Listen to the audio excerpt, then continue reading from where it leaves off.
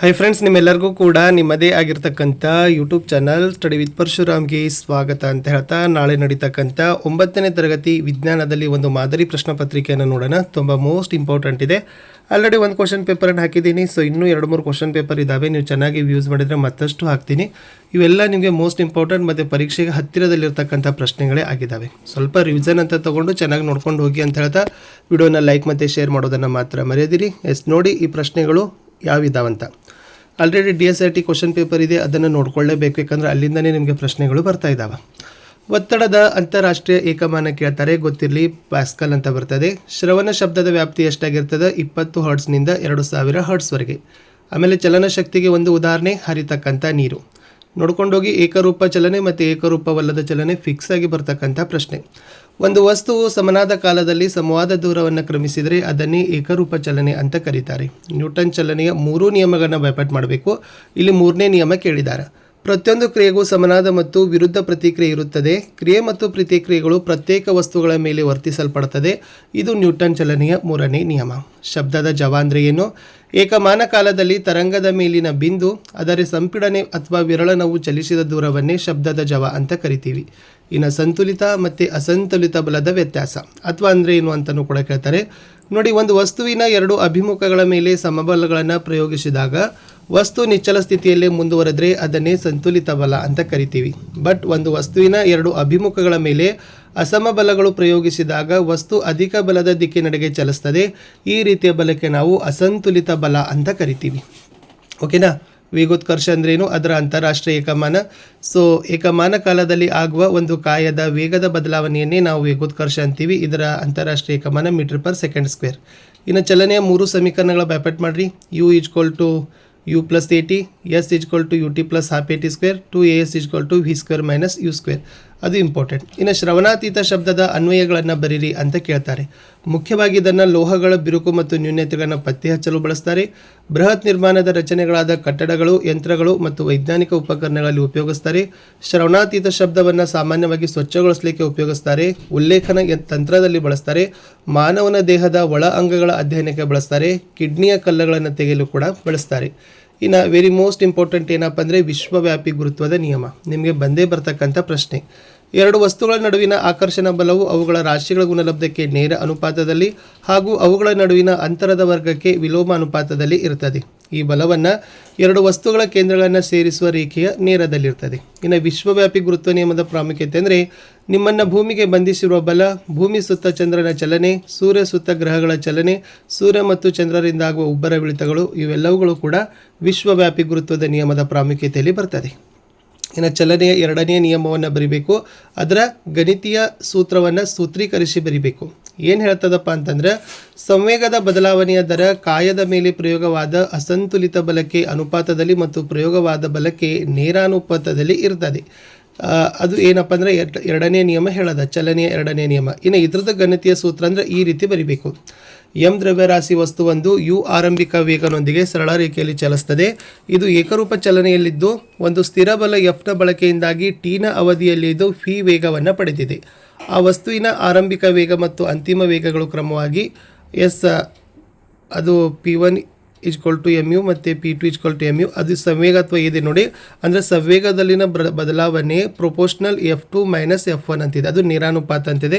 So total F = km ಅಂತಕ್ಕಂಥ ಸೂತ್ರವನ್ನು ನೀವೇನು ಮಾಡಬೇಕು, ಇದನ್ನು ಪ್ರೂವ್ ಮಾಡಬೇಕು. ಓಕೆ, ಅದನ್ನು ಚೆನ್ನಾಗಿ ಬೈಪಾಟ್ ಮಾಡಿಕೊಡ್ರಿ.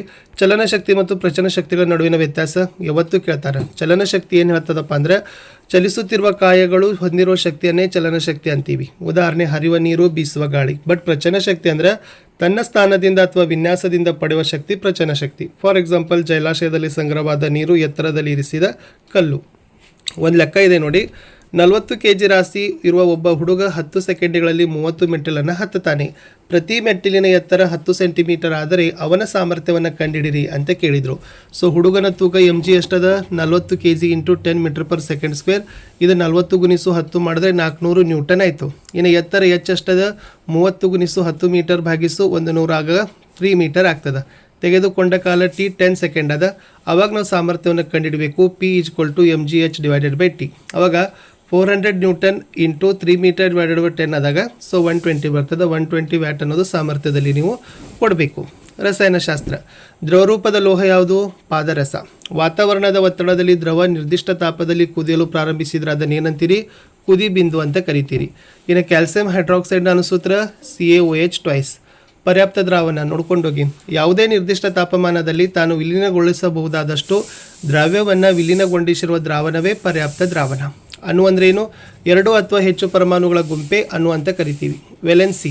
ಪರಮಾಣುವಿನ ಅತ್ಯಂತ ಹೊರಕವಚದಲ್ಲಿರುವ ಎಲೆಕ್ಟ್ರಾನ್ಗಳನ್ನೇ ಏನಂತ ಕರೀತಾರಪ್ಪ ಅಂದರೆ ವೆಲೆನ್ಸಿ ಅಂತ ಕರೀತಾರೆ. ಇನ್ನು ಕೋಬಾಲ್ಟ್ ಮತ್ತು ಯುರೇನಿಯಮನ್ನು ಎಲ್ಲಿ ಬಳಸ್ತಾರೆ ಅಂತ ಕೇಳಿದರೆ, ಕೋಬಾಲ್ಟನ್ನು ಕ್ಯಾನ್ಸರ್ ಚಿಕಿತ್ಸೆಗೆ ಬಳಸ್ತಾರೆ. ಯುರೇನಿಯಮನ್ನು ನ್ಯೂಕ್ಲಿಯರ್ ಕ್ರಿಯಾಕಾರಿಗಳಲ್ಲಿ ಇಂಧನವಾಗಿ ಬಳಸ್ತಾರೆ. ಇನ್ನು ಟಿಂಡಾಲ್ ಪರಿಣಾಮ ನೀವು ಭಯಪಟ್ಟು ಮಾಡಲೇಬೇಕು. ಕಲೀಲದ ಕಣಗಳು ಚಿಕ್ಕದಾಗಿದ್ದು ಬೆಳಕಿನ ಕಿರಣಗಳನ್ನು ಸುಲಭವಾಗಿ ಚದುರಿಸ್ತವೆ. ಇದನ್ನೇ ಟಿಂಡಾಲ್ ಪರಿಣಾಮ ಅಂತ ಕರಿತೀವಿ. ಇನ್ನು ಬೋರ್ ಅವರ ಪರಮಾಣು ಮಾದರಿಯ ಚಿತ್ರವನ್ನು ನೋಡ್ಕೊಂಡೋಗಿ, ಅದು ಫಿಕ್ಸ್ ಆಗಿ ಬರ್ತಕ್ಕಂಥ ಪ್ರಶ್ನೆ. ಇನ್ನು ರುದರ್ಫೋರ್ಡ್ನ ಪರಮಾಣು ಮಾದರಿ, ಇದ್ರ ವಿವರಣೆ ಕೇಳ್ತಾರೆ. ಸೊ ಇನ್ನು ಲಾಸ್ಟ್ ಇಲ್ಲಿ ನಿಮಗೆ ಈ ಕ್ರಿಯೆಯಲ್ಲಿ ಇದನ್ನು ಆ್ಯಸ್ ಇಟ್ ಈಸ್ ಆಗಿ ಬರೆದು ಪ್ರಾಕ್ಟೀಸ್ ಮಾಡಿ. ದ್ರವ, ಆವಿಕರಣ, ಅನಿಲ ಉತ್ಪತ್ತನ, ಘನೀಕರಣ, ಸಾಂದ್ರೀಕರಣ, ಉತ್ಪತ್ತನ. ಇದು ಭಾಳ ಮೋಸ್ಟ್ ಇಂಪಾರ್ಟೆಂಟ್ ಅದ. ಇದು ನಿಮ್ಗೆ ಏನು ಮಾಡ್ತಾರಪ್ಪ ಅಂದ್ರೆ ಕೇಳ್ತಾರೆ. ಇನ್ನು ಲೋಹ ಮತ್ತು ಅಲೋಹಗಳ ಗುಣಗಳನ್ನು ನೋಡಿ. ಲೋಹಗಳು ಹೊಳಿತಾವ, ಶಾಖ ಮತ್ತು ವಿದ್ಯುತ್ನ ವಾಹಕ. ಲೋಹಗಳು ತನ್ಯ ಮತ್ತು ಕುಟ್ಟೆ ಗುಣ ಹೊಂದಿದಾವ. ಲೋಹಗಳು ಶಬ್ದವನ್ನು ಉಂಟು ಮಾಡ್ತಾವ. ಲೋಹಗಳು ಸಾಮಾನ್ಯವಾಗಿ ಘನವಾಗಿದ್ದು ಪಾದರಸ ಮಾತ್ರ ದ್ರವಲೋಹ. ಬಟ್ ಅಲೋಹಗಳು ವೈವಿಧ್ಯಮಯ ಬಣ್ಣ ಪ್ರದರ್ಶನ ಮಾಡ್ತಾವ. ಅಲೋಹಗಳು ಶಾಖ ಮತ್ತು ವಿದ್ಯುತ್ತಿನ ದುರ್ಬಲ ವಾಹಕ. ಅಲೋಹಗಳು ತನ್ಯ ಮತ್ತು ಕುಟ್ಟೆ ಗುಣವನ್ನು ಹೊಂದಿಲ್ಲ. ಇನ್ನು ನೆಕ್ಸ್ಟ್, ಬೇಸಿಗೆ ಕಾಲದಲ್ಲಿ ನಾವು ಹತ್ತಿ ಬಟ್ಟೆಗಳನ್ನೇ ಧರಿಸಬೇಕು. ಏಕೆಂದರೆ ಹತ್ತಿ ನೀರನ್ನು ಹೀರಿಕೊಳ್ಳುವ ಒಂದು ಉತ್ತಮ ವಸ್ತು ಮತ್ತು ಬೆವರನ್ನು ಹೀರಿಕೊಂಡು ವಾತಾವರಣದಲ್ಲಿ ಸುಲಭವಾಗಿ ಆವಿಯಾಗಲು ಸಹಾಯ ಮಾಡ್ತದೆ. ನಮ್ಮ ದೇಹದ ಯಾಂತ್ರಿಕ ಕಾರ್ಯವ್ಯವಸ್ಥೆಯಿಂದ ನಾವು ಹೆಚ್ಚು ಬೆವರ್ತೀವಿ. ಸೊ ಅದಕ್ಕಾಗಿ ಹತ್ತಿ ಬಟ್ಟೆಯನ್ನು ಧರಿಸೋದು ಉತ್ತಮ. ಇನ್ನು ಬಾಷ್ಪೀಕರಣದ ಮೇಲೆ ಪ್ರಭಾವ ಬೀರುವ ಅಂಶಗಳನ್ನು ಕೇಳಿದ್ದಾರೆ. ಸೊ ಮೇಲ್ಮೈ ಹೆಚ್ಚಾದಾಗ ತಾಪಮಾನದ ಹೆಚ್ಚಳ, ಆರ್ದ್ರತೆ ಪ್ರಮಾಣ ಇಳಿಕೆ, ಗಾಳಿಯ ವೇಗದ ಹೆಚ್ಚಳ ಅಂತ ಬರೆದ್ರೆ ಸಾಕು. ಬಯಾಲಜಿ. ಸಸ್ಯಗಳಲ್ಲಿ ಆಹಾರ ಸಾಗಿಸುವ ಅಂಗಾಂಶ ಫ್ಲೋಯಂ. ಕೆಳಗಿನವುಗಳಲ್ಲಿ ಸೂಕ್ಷ್ಮ ಪೋಷಕಾಂಶಕ್ಕೆ ಉದಾಹರಣೆ ಸತು. ಸಾವಯವ ಗೊಬ್ಬರ ಅಂದ್ರೆ ಪ್ರಾಣಿಗಳ ಮಲ ಮತ್ತು ಸಸ್ಯಗಳ ತ್ಯಾಜ್ಯಗಳ ವಿಘಟನೆಯಿಂದ ತಯಾರಿಸಿದ ಗೊಬ್ಬರವೇ ಸಾವಯವ ಗೊಬ್ಬರ. ಇನ್ನು ಏಕಕೋಶ ಜೀವಿಗೆ ಉದಾಹರಣೆ ಅಮೀಬಾ ಮತ್ತು ಪ್ಯಾರಾಮಿಸಿಯಂ. ಇನ್ನು ಜೀವಕೋಶ ಅಂದ್ರೇನು? ಅದರ 3 ಭಾಗಗಳನ್ನು ಕೇಳಿದರೆ. ಜೀವಿಯ ರಚನಾತ್ಮಕ ಮತ್ತು ಕಾರ್ಯನಿರ್ವಾಹಕ ಘಟಕವೇ ಜೀವಕೋಶ. ಸೊ 3 ಭಾಗ ಅಂದರೆ ಕೋಶ ಪೊರೆ, ಕೋಶ ರಸ ಮತ್ತು ಕೋಶ ಬೀಜ. ಸ್ವಲ್ಪ ಫ್ಲೋಯಂ ಅಂಗಾಂಶದ ಅಡ್ಡ ಸಿಳಿಕೆಯ ಚಿತ್ರ ನೋಡ್ಕೊಂಡು ಹೋಗಿ. ಇನ್ನು ನೀರಾವರಿ ಅಂದ್ರೆ ಏನು ಕೇಳಿದ್ದಾರೆ. ಲಭ್ಯವಿರುವ ಯಾವುದೇ ನೀರಿನ ಮೂಲಗಳಿಂದ ಕೃಷಿ ಬೆಳವಣಿಗೆಗೆ ನಿರಂತರ ನೀರು ಪೂರೈಸುವುದೇ ನೀರಾವರಿ. ನೀರಾವರಿಯಲ್ಲಿ ಬಾವಿಗಳು, ಕಾಲುವೆಗಳು, ಏತ ನೀರಾವರಿ, ಕೃಷಿ ಹೊಂಡಗಳು ಇದಾವೆ. ಇನ್ನು ಸಸ್ಯ ಜೀವಕೋಶದ ಚಿತ್ರ ಪ್ರಾಕ್ಟೀಸ್ ಮಾಡಿ. ಧಾನ್ಯಗಳ ಶೇಖರಣೆ ಅವಶ್ಯಕತೆ ಏಕಿದೆ, ಆಮೇಲೆ ಧಾನ್ಯ ನಷ್ಟಕ್ಕೆ ಕಾರಣವಾದ ಅಂಶಗಳು ನೋಡಿ. ಬೆಳೆಯ ಕೊಯ್ಲಿನಿಂದ ಬಳಕೆದಾರನಿಗೆ ತಲುಪುವವನಿಗೆ ವಿವಿಧ ಹಂತಗಳಲ್ಲಿ ಆಹಾರಗಳು ನಷ್ಟವಾಗ್ತವೆ. ಆದ್ದರಿಂದ ಧಾನ್ಯಗಳ ಸಾಗಾಣಿಕೆ ಮತ್ತು ಶೇಖರಣೆ ಸಂದರ್ಭದಲ್ಲಿ ಆಹಾರ ನಷ್ಟವಾಗುವುದನ್ನು ತಡೆಯೋದು ಅವಶ್ಯ. ಇನ್ನು ಧಾನ್ಯಗಳ ನಷ್ಟಕ್ಕೆ ಕಾರಣವಾದ ಅಂಗಾಂಶಗಳು: ಜೈವಿಕ ಅಂಶ, ಕೀಟ, ಧ್ವಂಸಕ, ಶಿಲೀಂಧ್ರ, ಹುಳು, ಬ್ಯಾಕ್ಟೀರಿಯಾ. ಅಜೈವಿಕ ಅಂಶ: ಸಂಗ್ರಹಣಾ ಸ್ಥಳದಲ್ಲಿರುವ ಅಸಮರ್ಪಕ ತೇವಾಂಶ ಮತ್ತು ತಾಪಮಾನ. ಇನ್ನು ಅಂಗಾಂಶದ ಕಾರ್ಯಗಳನ್ನು ಕೇಳಿದರು. ಅಸ್ಥಿರಜ್ಜು 2 ಮೂಳೆಗಳನ್ನು ಪರಸ್ಪರ ಜೋಡಿಸ್ತದೆ. ಸ್ನಾಯುರಜ್ಜು ಸ್ನಾಯುಗಳನ್ನು ಮೂಳೆಗೆ ಜೋಡಿಸ್ತದೆ. ಆಡಿಪೋಸ್ ಕೊಬ್ಬು ಸಂಗ್ರಹಿಸುವ ಅಂಗಾಂಶ, ದೇಹದ ಉಷ್ಣದ ನಿಯಂತ್ರಣ. ಇನ್ನು ಈ ಸಸ್ಯ ಅಂಗಾಂಶದಲ್ಲಿ ಚಾರ್ಟನ್ನು ಪೂರ್ಣ ಮಾಡಲಿಕ್ಕೆ ಕೇಳಿದ್ರು. ನೆನಪಿಟ್ಕೊಡ್ರಿ, ಸಸ್ಯ ಅಂಗಾಂಶದಲ್ಲಿ ವರ್ಧನಾಂಗಾಂಶ, ಶಾಶ್ವತ ಅಂಗಾಂಶ. ವರ್ಧನದಲ್ಲಿ 3: ತುದಿ ವರ್ಧನ, ಅಂತರಗೆನ್ನು ವರ್ಧನ, ಪಾರ್ಶ್ವವರ್ಧನ. ಓಕೆ. ಸರಳದಲ್ಲಿ ಸರಳ ಶಾಶ್ವತ ಅಂಗಾಂಶ, ಸಂಕೀರ್ಣ. ಸರಳದಲ್ಲಿ ಪೇರಮ್ ಕೈಮಾ, ಕೋಲಮ್ ಕೈಮಾ, ಸ್ಕೀರಮ್ ಕೈಮಾ. ಸಂಕೀರ್ಣ ಶಾಶ್ವತದಲ್ಲಿ ಝೈಲಮ್ ಮತ್ತು ಫ್ಲೋಯಮ್. ಇನ್ನು ಲಾಸ್ಟ್ ಕಣದಂಗನ್ನು ಕೇಳಿದ್ರು, ಇಂಪಾರ್ಟೆಂಟ್. ಜೀವಕೋಶದ ಪ್ರೋಟೀನ್ ಅಂತ ಕರಿತೀವಿ ರೈಬೋಸೋಮ್. ಜೀವಕೋಶದ ಅಡುಗೆ ಮನೆ ಕ್ಲೋರೋಪ್ಲಾಸ್ಟ್. ಜೀವಕೋಶದ ಆತ್ಮಹತ್ಯಾ ಸಂಚಿ ಲೈಸೋಜೋಮ್. ಶಕ್ತಿ ಉತ್ಪಾದನಾ ಕೇಂದ್ರ ಮೈಟ್ರೋಕಾಂಡ್ರಿಯಾ. ಸಂಗ್ರಹಣಾ ಕೊಠಡಿ ರಸದಾನಿ. ಇನ್ನೆರಡು ಪ್ರಶ್ನೆ ಪತ್ರಿಕೆಗಳೊಂದಿಗೆ ಭೇಟಿಯಾಗ್ತೀನಿ. ಬಾಯ್.